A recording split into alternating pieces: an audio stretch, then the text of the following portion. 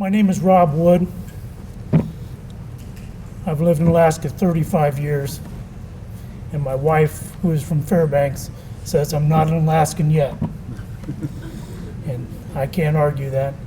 I will tell you, one of the people that worked for me told me before I came up here not to say anything crazy. And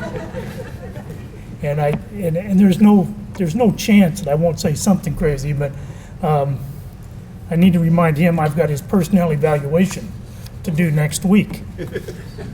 So I'm a father of three, grandfather of three, husband of that one woman who won't say I'm Alaskan, and a son, and I'm the director of the Division of Juvenile Justice. First thing I want to do is thank Tanana Chiefs and Lisa for inviting me again. This is the fourth or fifth year I've been here. I'm not a trooper, but it's the fourth or fifth year, and it's changed a lot. And I remember the first year I was here, an attorney general was invited, and there was a time when there's been some poor decision making at the attorney general's office, and he didn't show up. And so I appreciate you showing up, Attorney General. And it's changed a lot. The collaboration has just improved so much, and it's just good to see for this non-Alaskan. We've tried to do what we could with Department of Juvenile Justice, and we haven't gotten done. We've got so much more work to do. One of the things you don't know or may realize is that 39% of the kids we get, of the kids that are referred to juvenile justice, are Alaska Native kids. 39%. That's double what they are in the population. And that's what we call disproportionality. And there's lots of reasons for that, I suppose. You can't dig them all out. But some of them are just that our system is not designed well for these kids. And the sooner we recognize that and we work on that angle, the better off we are. And so we've decided we'd like to divert those kids, which is a term we use just to keep them out of the attorneys, away from the judges, out of the courts. We want to do that before we have to get any prosecutor or public defender permission to do that. We want to make that decision with a family, with a tribe. And so we've got these agreements that we've developed, and I appreciate, again, the Department of Law's work on their agreement. But I have to tell you, and I can be a little blunt too, we got tired of waiting for that. And we got tired of them adding pages and pages to this agreement. So we came up with one, and it's 2 pages. The kind of thing that just drives an attorney nuts. 2 pages. And in fact, I think it's 2. Ingrid could correct me if I'm wrong, but it's 2, and then there's some supporting stuff, just like agreements for parents and things like that. And the purpose of this is to make things simple, to make things easy to do, make things easy to implement, to make things effective and not legalistic, to make things simple enough that people won't be scared to do it.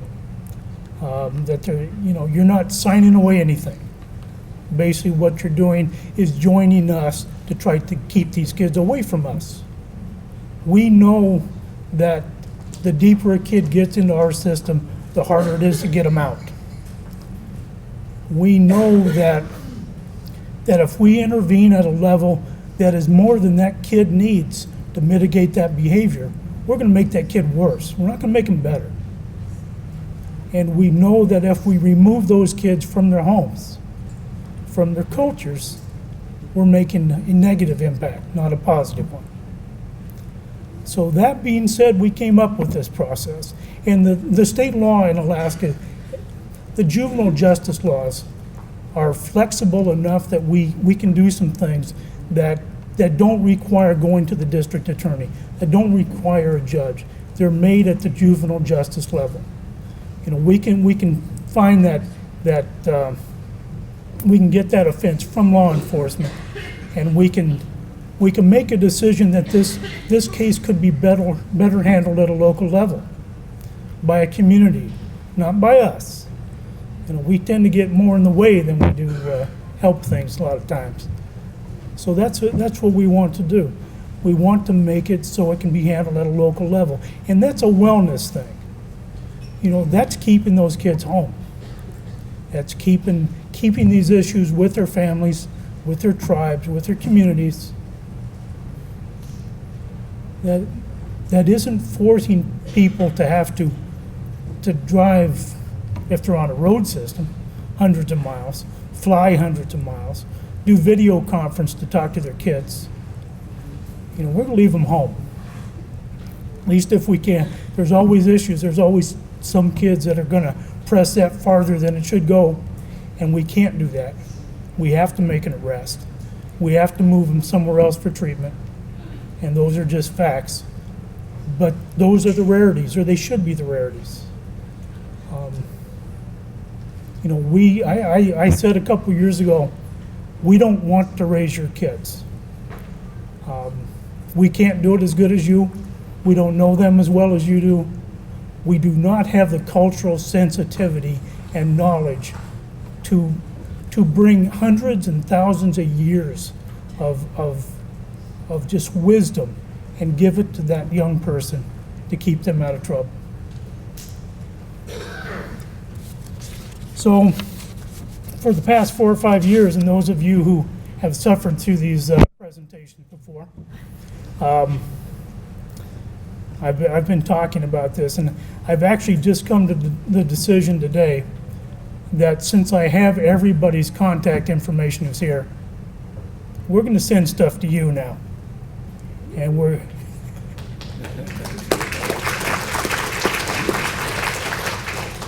budgets be damned. It's a lot of stamps. But yeah, if somebody's got email, you might get that. But you know, I've spent a lot of time just hoping people would come to us, and our probation officers have spent a lot of time in the villages talking about these programs. But I want to put it in front of you. I want you to see it, and then we're going to send. I don't know if any of you guys remember the traveling salesman people, but we're going to send out probation officers like traveling salesmen, you know, to go out there and try to sell this process. You know, one of the things, you know, speaking of budgets a little bit, which I need to because the commissioner's here, and I have to tell you, I'm a little proud that she's the first commissioner to come to this conference. It's hard to believe that never happened, but like I said, a lot of things have changed. But whatever I was going to say before, you know, if I talk about the commissioner, it kind of messes things up in my head a little bit. You know, because well, I need to tell you realistically, I'm the acting director. You know, so if I do okay, maybe I get to be the director. You know, so I have to kind of be nice and not to be too crazy, but in any case, so we got these agreements that we're going to give to you. We're going to let you look at them, and then we're going to ask people to talk to you about them. You know, the idea is, again, that most of these kids are doing kid stuff. Some of that kid stuff is illegal, but a lot of it is still just kid stuff. And if we can mitigate that behavior, if we can impact that behavior at the earliest stages, maybe we don't need to talk about the criminal justice system or reentry programs or treatment out away from your villages. So bear with us. We'll keep doing this. Again, kudos to the Department of Law for getting their process ready to go. It's kind of a brave new world, and you know, I'm just so impressed at how far we've come. Not DJJ, but the state, and we still have a long ways to go. I'm excited. I hope a lot more gets done before I retire, which because I'm in an acting position could be tomorrow. But, I appreciate that. I would like to mention, we've got some of our DJJ people here in the audience. Bernard Gatewood, our deputy director, is from here in Fairbanks. He's back at the wall. Walter Evans, the chief probation officer for the northern region, which I like to tell people from Texas, Walter's region is bigger than Texas. So if you have any Texas friends, you can use that. Sherry Brecken, who is a probation officer here in Fairbanks, and she just finished working with Fort Yukon to establish an agreement there. And I should mention that we also have some folks going out to Nulato next week and try to implement an agreement there. So it's really pretty exciting. And Loretta Clough, Lorita's our rural justice specialist.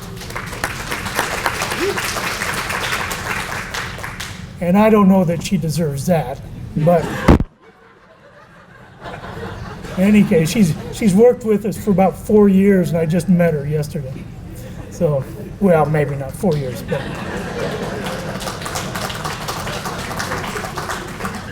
you can sit down. The crazy thing about me, I can be blunt, and like my commissioner, but like I've told everybody that supervised me forever, is my ego is just so big, I don't believe I have any superiors. But I do recognize rank.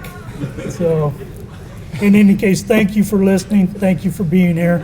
I wish you a safe trip home. Thanks.